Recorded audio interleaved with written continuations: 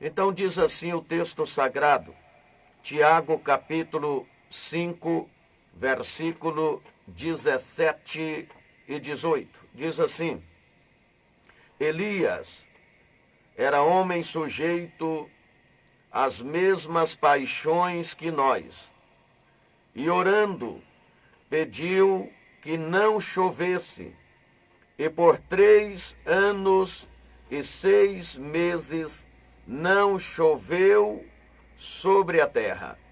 E orou outra vez, e o céu deu chuva, e a terra produziu o seu fruto.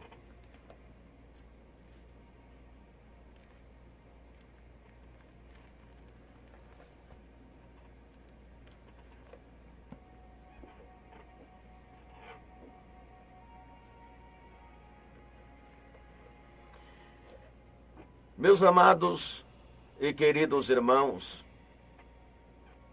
o tema desta mensagem, eu poderia dar vários temas para esta mensagem, mas fica o seguinte tema: a oração pode mudar situações. Conferiu?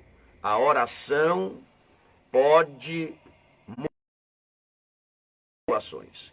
Este é o tema da mensagem desta manhã. Meus amados, a palavra de Deus está nos dizendo aqui, neste texto sagrado, que Elias, o profeta de Deus, e eu sei que você conhece a história de Elias, a maioria das pessoas que estão me vendo agora através da rede social e me ouvindo através da Rádio Capixaba, conhecem a história de Elias. Eu não quero aqui entrar na história de Elias, mas baseado neste texto sagrado, o que a palavra de Deus está dizendo através de Tiago. Ele, falando sobre a eficácia da oração, o poder da oração, ele foi lá atrás no Antigo Testamento, fez menção do profeta Elias, dizendo: Elias era homem sujeito às mesmas paixões que nós. E ele orou e pediu a Deus que não chovesse. Ele tinha razões para fazer esse pedido a Deus. Não quero entrar na questão da razão, o porquê ele orou pedindo a Deus para que não chovesse. Mas a verdade é que ele orou para que não chovesse. E a sua oração foi respondida por Deus, e por 3 anos e 6 meses não choveu sobre a terra. Depois deste período sem chuva, está dizendo a palavra de Deus que outra vez ele orou. E o céu deu a sua chuva, e a terra produziu o seu fruto. E a palavra está dizendo que ele era homem sujeito às mesmas paixões que nós. Elias era um homem semelhante a nós. Mas ele perseverou, buscou a Deus em oração e assim recebeu a sua confirmação. a oração pode mudar situações. Queridos irmãos, a oração deve ser a chave que abre a porta do dia, que abre a porta da luz e tranca a porta das trevas. Houve um homem, o seu sobrenome era Valessa. Eu não vou tentar falar o primeiro nome, que eu posso falar errado o primeiro nome dele, mas o sobrenome dele era Valessa. Líder sindical polonês. Ele disse o seguinte acerca da oração: um homem que não ora é um homem perigoso, pois seus únicos ideais voltam-se para si mesmo. Quero dizer a vocês que a vida cristã envolve uma atitude de oração. O caminho para a paz, para a tranquilidade de vida, é a intimidade com Deus, que somente é conquistada através de uma vida dedicada à oração. Isso em vários textos e passagens da Bíblia Sagrada, como, por exemplo, Filipenses capítulo 4, versículo 6 ao versículo 7, que diz o seguinte: não andeis ansiosos de coisa alguma, em tudo, porém, sejam conhecidos diante de Deus as vossas petições, pela oração e pela súplica, com ações de graça, e a paz de Deus, que excede todo entendimento, guardará o vosso coração e a vossa mente em Cristo Jesus. Com esta passagem bíblica, nós entendemos que o caminho para a tranquilidade, o caminho para a paz, é a intimidade com Deus, que só pode ser conquistada através de uma vida de oração. Tiago, ele está colocando aqui, ele está mostrando, ele está fazendo menção do profeta Elias, e ele está dizendo: Elias era homem sujeito às mesmas paixões que nós.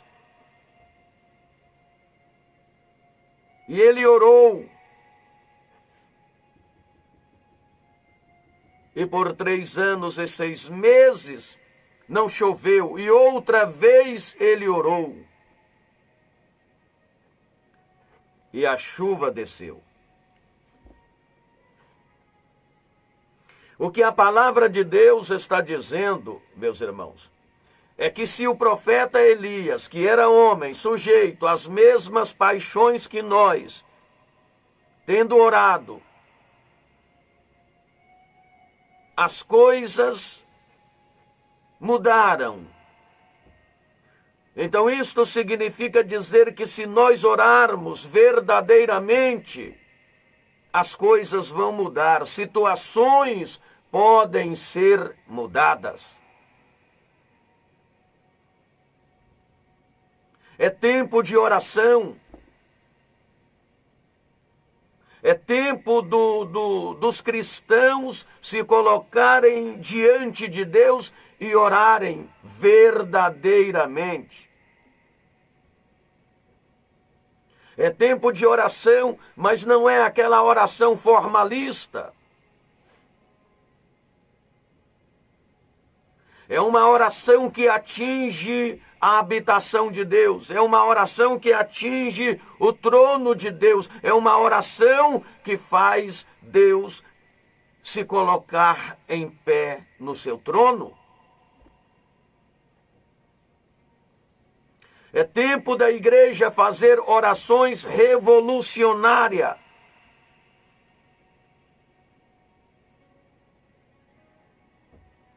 Não uma oração, como eu disse, formalista, sem fé, sem objetivo,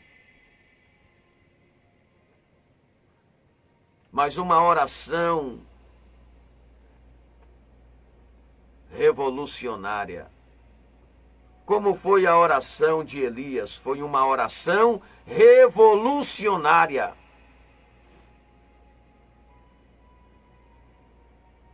Elias não era Deus.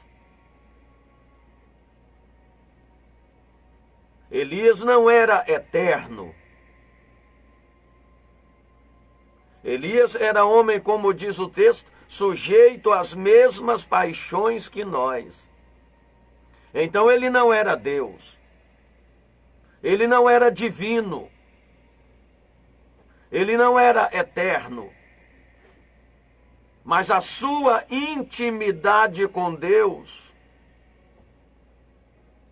fez com que ele se destacasse no campo da oração e da resposta divina de Deus.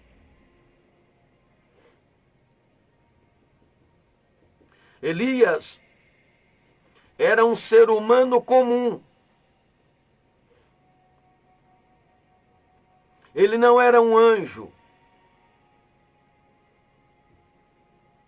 Elias não era um ser sobrenatural.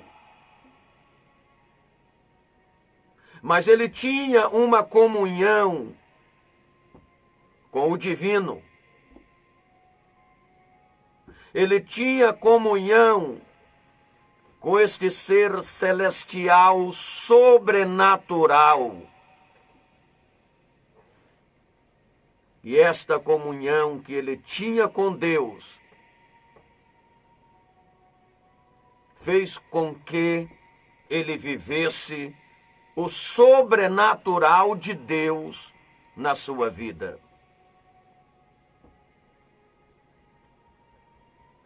Elias era um homem ciente de suas limitações. Ele sabia de suas limitações, ele conhecia as suas limitações. Teve um momento no seu ministério que ele se entristeceu, até se deprimiu, foi para uma caverna, ficou escondido dentro de uma caverna. A caverna da aflição, a caverna da luta, da dificuldade. E ali ele chegou a orar a Deus e pedir a Deus que o levasse.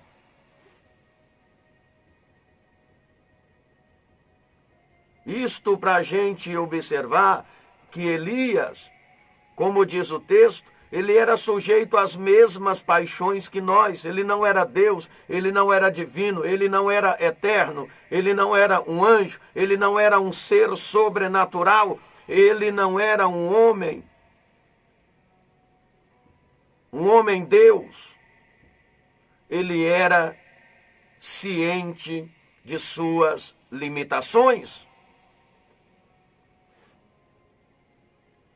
Ele não era todo-poderoso, ele não era invencível, Não, ele não era imbatível, mas ele mostrou confiança em um Deus invencível.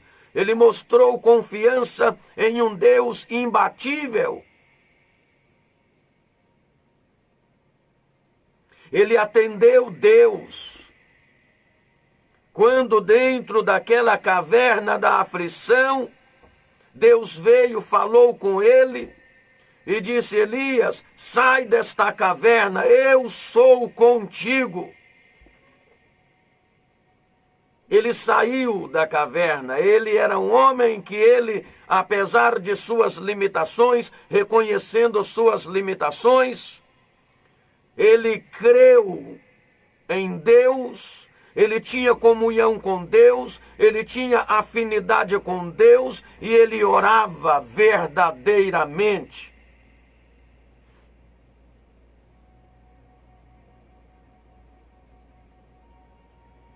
Elias era um homem semelhante a cada um de nós. Ele era semelhante a qualquer um de nós. O texto está dizendo, era homem sujeito às mesmas paixões que nós. Era semelhante a qualquer um de nós.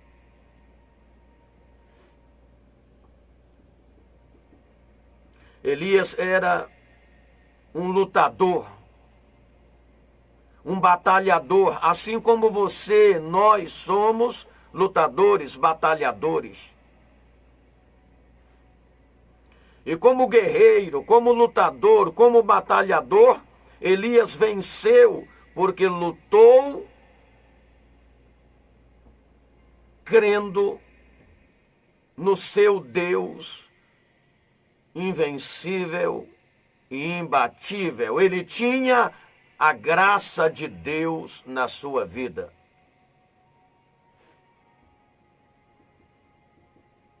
Por isso ele lutou, enfrentou dificuldades, enfrentou problemas, enfrentou os profetas de Baal, enfrentou Acabe, Jezabel,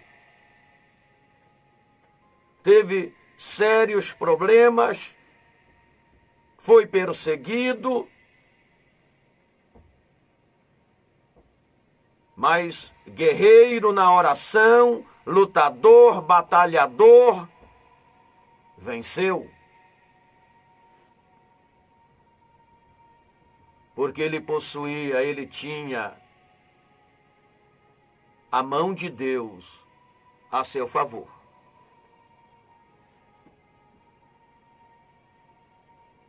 Porque ele orava. Ele procurava resolver os problemas no campo da oração. Na batalha contra os profetas de Baal, ele venceu no campo da oração. Ele desafiou aos profetas de Baal, dizendo: vamos organizar o holocausto. E vocês clamem ao Deus de vocês, e eu vou orar ao meu Deus.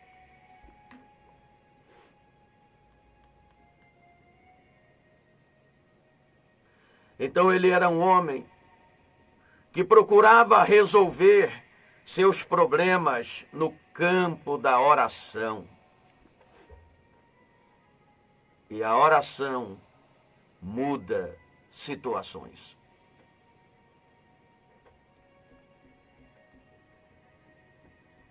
Me lembro de Paulo.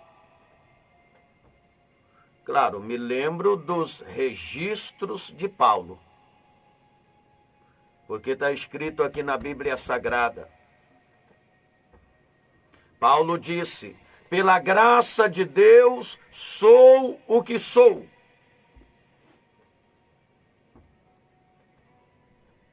Pela graça de Deus, disse ele, sou o que sou.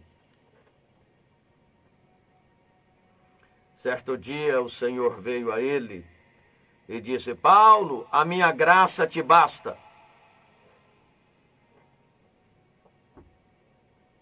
nós precisamos da graça de Deus. Precisamos reconhecer o poder da oração, a eficácia da oração. E precisamos orar, mas orar verdadeiramente. Elias orou, pediu que não chovesse e não choveu. Depois ele orou para que chovesse e choveu. Por que a oração de Elias foi atendida por Deus de uma forma sobrenatural? Porque a oração de Elias foi uma oração revolucionária. Primeiro, ele sabia orar. Segundo, ele sabia perseverar na oração. Porque uma coisa é você orar, outra coisa é você perseverar.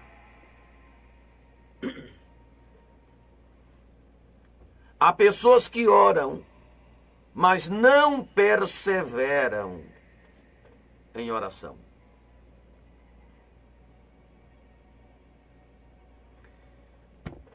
Romanos capítulo 12, versículo 12, a palavra diz: alegrai-vos na esperança, sede paciente na tribulação e perseverai em oração.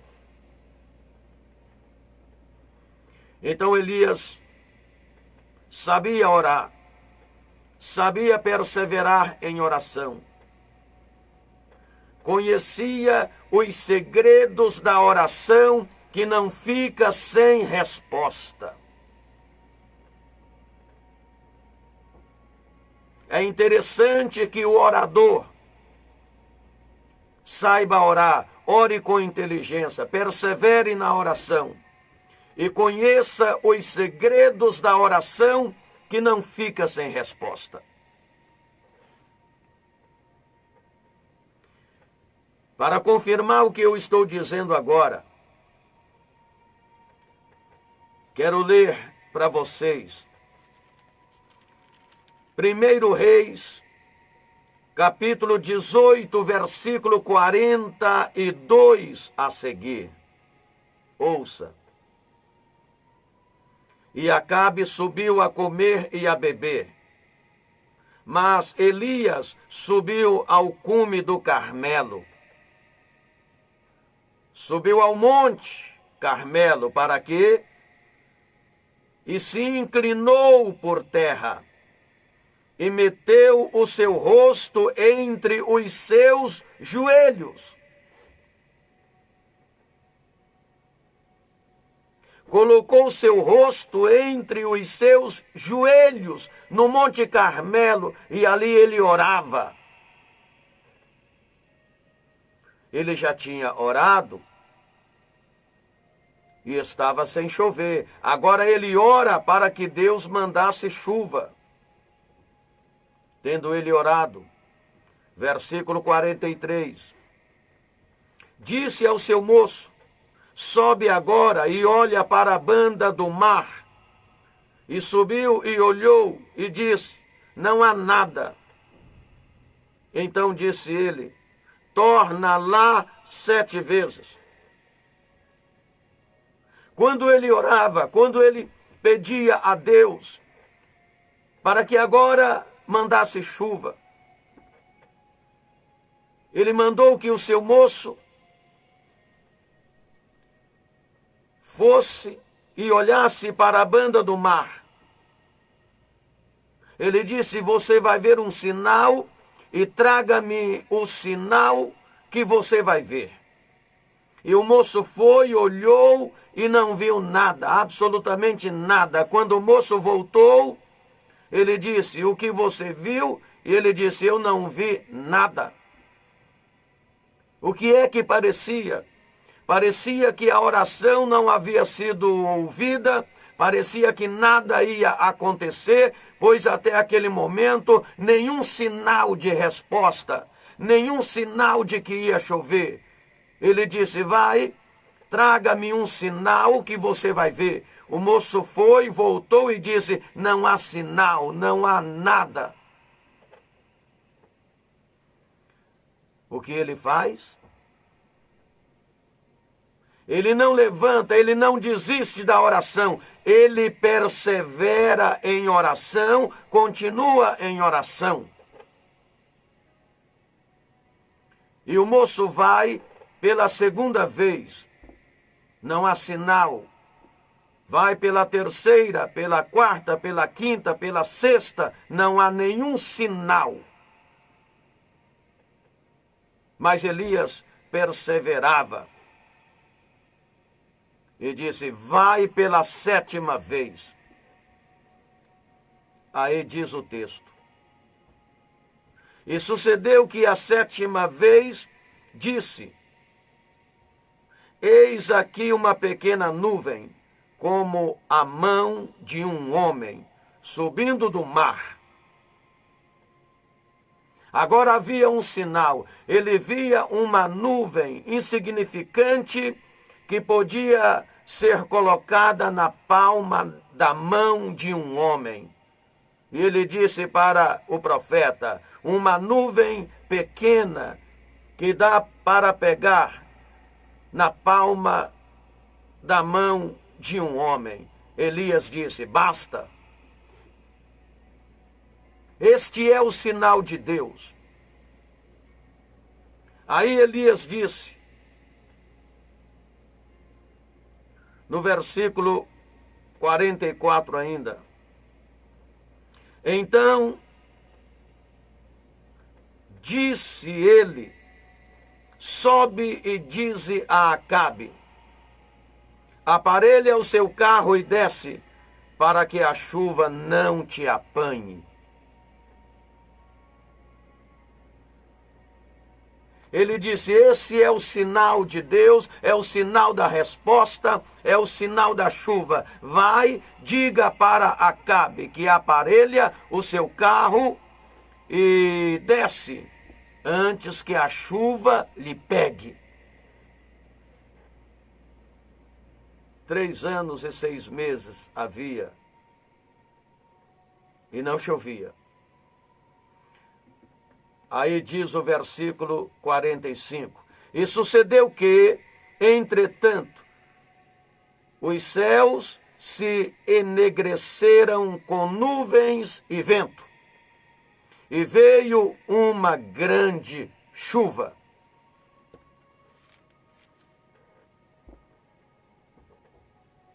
Por isso eu disse para vocês que Elias, ele sabia orar. Ele sabia perseverar na oração.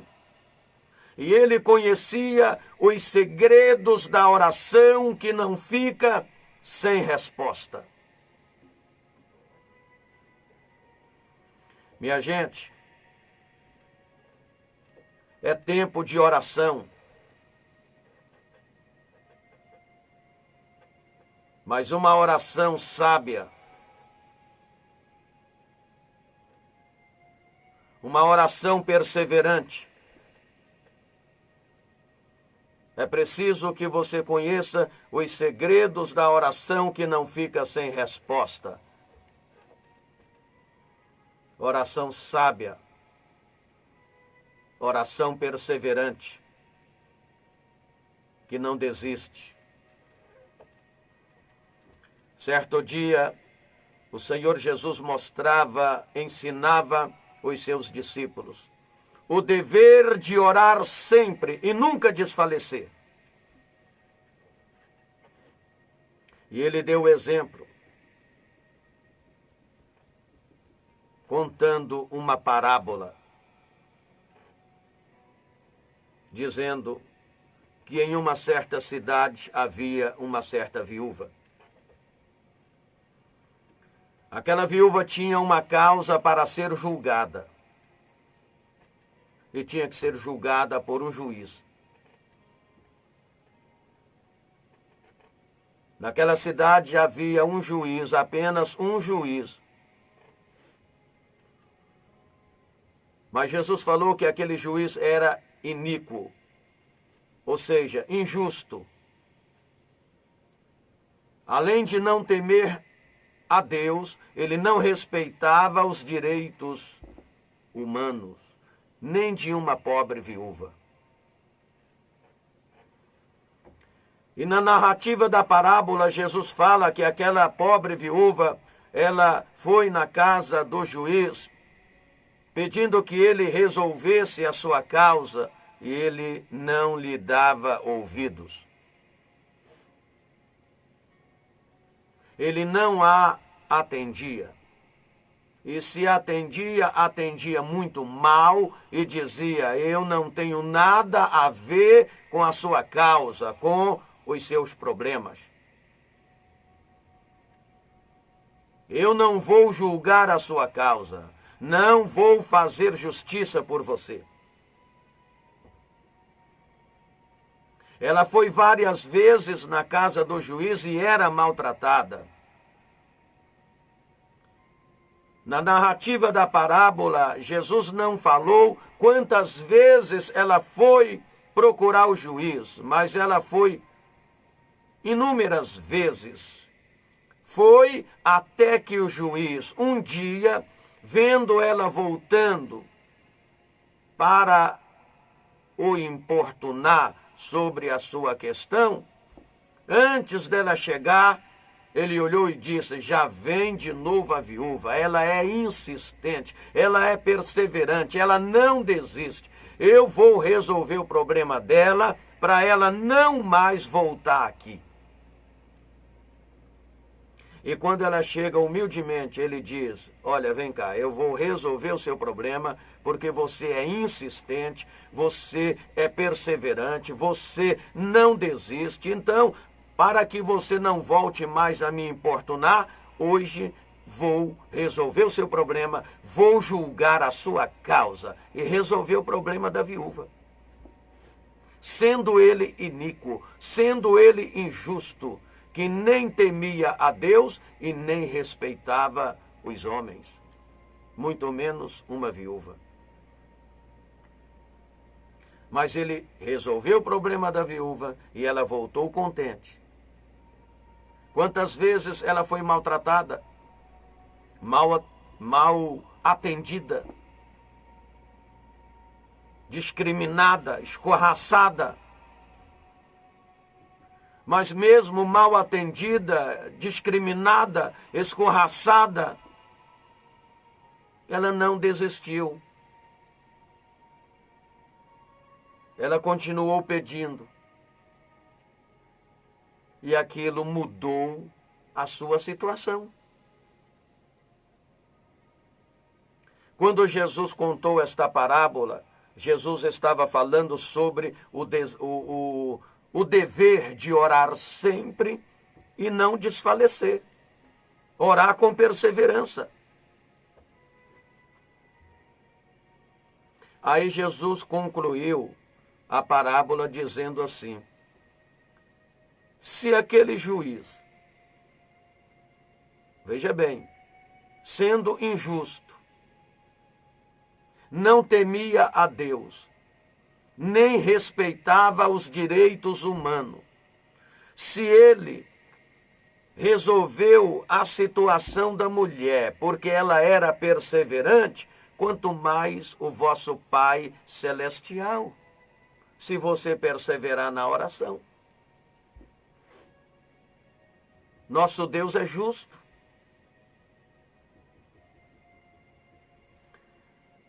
A oração pode mudar situações.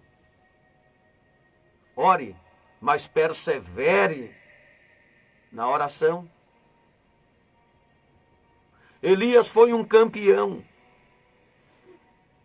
E você também pode ser um campeão. Você também pode ser uma campeã. Elias lutou com perseverança e venceu. Orou com perseverança e venceu. Elias utilizou a chave da fé e abriu as portas do mundo sobrenatural. Era homem sujeito às mesmas paixões que nós.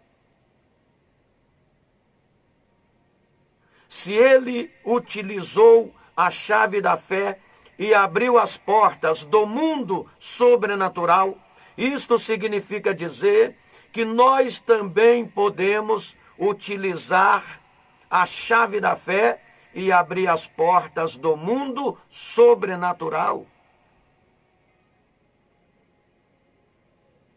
A mesma chave que Davi utilizou para abrir as portas do mundo sobrenatural é a chave que nós temos acesso a ela. É a chave da fé. A chave da oração. Ora, deve orar com fé. É utilizando esta chave que você vai abrir as portas do mundo sobrenatural.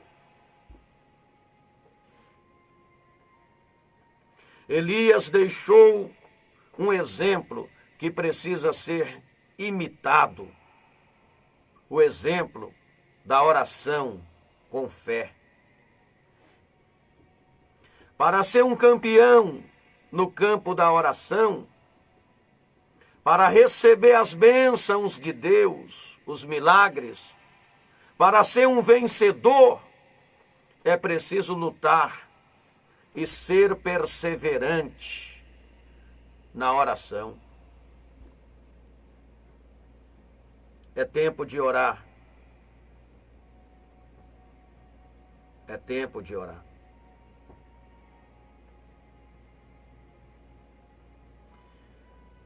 Elias está dizendo o texto: homem sujeito às mesmas paixões que nós, orou,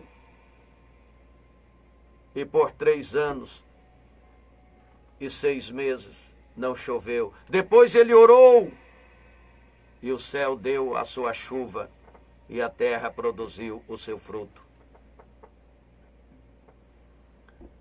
A oração pode mudar situações? Então vamos lá? O que a oração faz? O que a oração pode?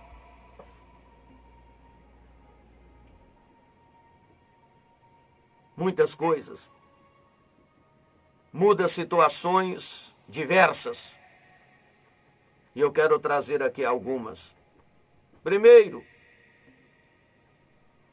a oração pode abrir a madre de uma mulher estéril. Isso aconteceu no primeiro livro de Samuel, no capítulo 2. Estou falando de Ana. Ana era uma mulher estéril. Não podia ter filhos. E o seu desejo, o seu sonho era ter um filho. E ela orou. E a sua oração abriu a sua madre estéril. E ela teve o maravilhoso Samuel. A oração limpa corações.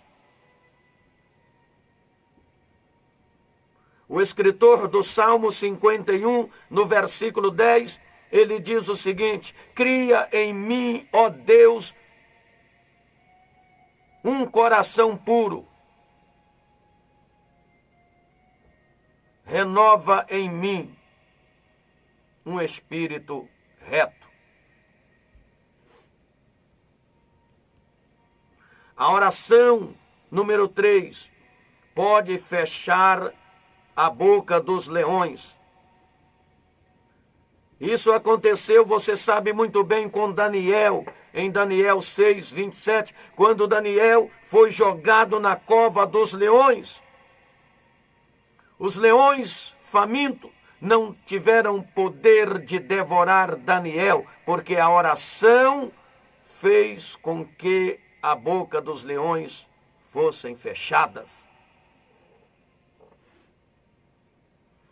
A oração pode abrir a porta do paraíso. Isso aconteceu em Lucas 23, 42 ao 43, quando Jesus estava na cruz e ao lado dele 2 malfeitores. Um zombava dele e o outro orou dizendo: Senhor, lembra-te de mim quando entrares no teu reino. E Jesus falou: ainda hoje tu estarás comigo no paraíso.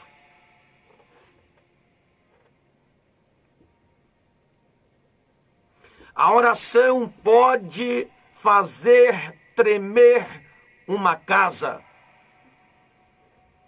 Isso aconteceu em Atos capítulo 4, versículo 31. Ali a palavra diz: tendo eles orado, moveu-se o lugar em que estavam.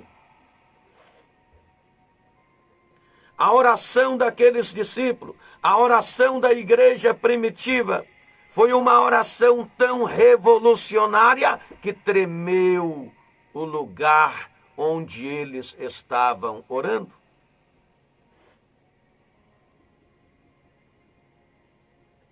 A oração produz missionários, novos obreiros. Isso aconteceu em Atos 13, versículo 1 ao 3. Quando a igreja primitiva orava, e Deus levantou os primeiros missionários. Se nós orarmos, Deus vai levantar novas safras de novos obreiros missionários para revolucionar o mundo. A oração pode abrir as portas das prisões. Isso aconteceu em Atos 16, 26. Quando Paulo e Silas estavam presos com os pés amarrados em troncos, com as costas vertendo sangue dos açoites que haviam levado em praça pública. E naquela cela fria, úmida, imunda, perto da meia-noite, eles oravam ao Senhor. E houve um grande terremoto e as prisões de todos se abriram. É o poder da oração. A oração pode mudar situações. A oração sara enfermos.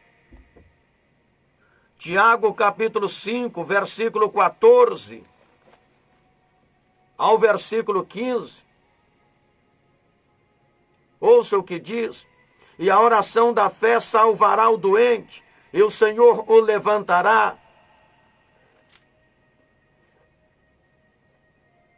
A oração perdoa pecados. Na última parte do versículo: e se houver cometido pecado, ser-lhe-ão perdoado.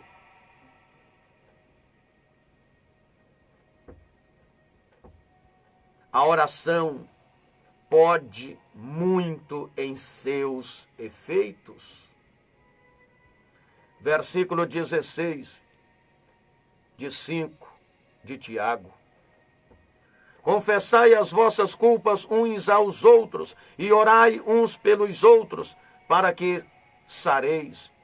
A oração feita por um justo pode muito em seus efeitos.